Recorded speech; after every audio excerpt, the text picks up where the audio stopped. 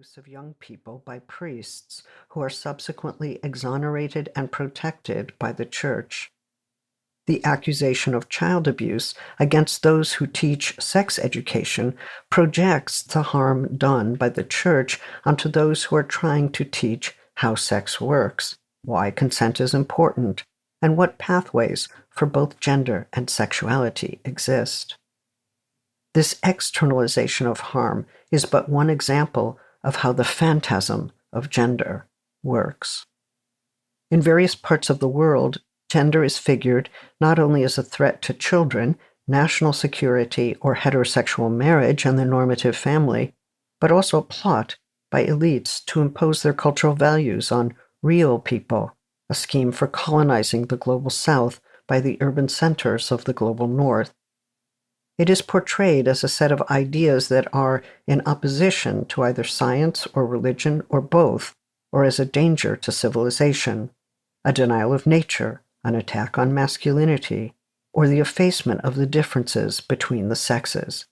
Gender is also sometimes regarded as a totalitarian threat or the work of the devil, and thus cast as the most destructive force in the world, a contemporary and dangerous rival to God that must be countered or destroyed at all costs.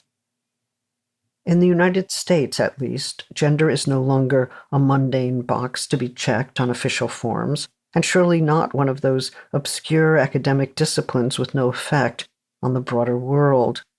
On the contrary, it has become a phantasm with destructive powers, one way of collecting and escalating multitudes of modern panics.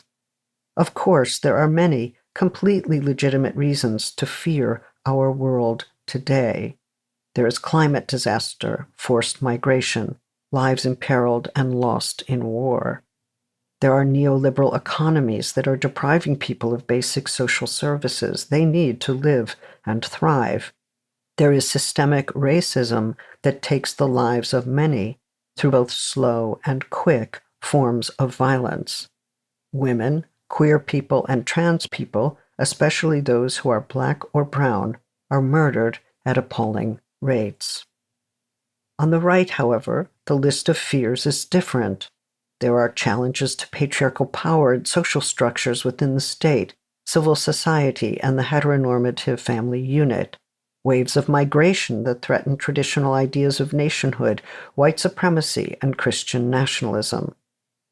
The list of what there is to fear goes on, but no list can explain how existing fears of destruction are exploited by right-wing movements, institutions, and states for their own aims, and how terms such as gender theory, systemic racism, or critical race theory are blamed for the very disorienting fears that many people across the world now feel about the future of their ways of life.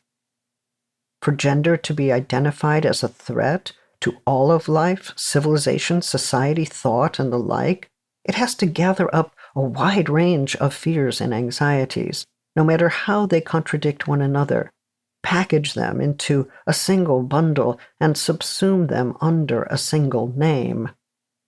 As Freud taught us about dreams, whatever is happening in phantasms, such as these, involves the condensation of a number of elements and a displacement from what remains unseen or unnamed. Can we even say how many contemporary fears gather at the sight of gender, or explain how the demonization of gender deflects from and covers over legitimate anxieties about climate destruction, intensified economic precarity, war, environmental toxins, and police violence, fears we are surely right to feel and think about? When the word gender absorbs an array of fears and becomes a catch-all phantasm for the contemporary right, the various conditions that actually give rise to those fears lose their names. Gender both collects and incites those fears, keeping us from thinking more clearly about what there is to fear and how the currently imperiled sense of the world came about in the first place. Circulating the phantasm of gender is also one way for existing powers, states, churches,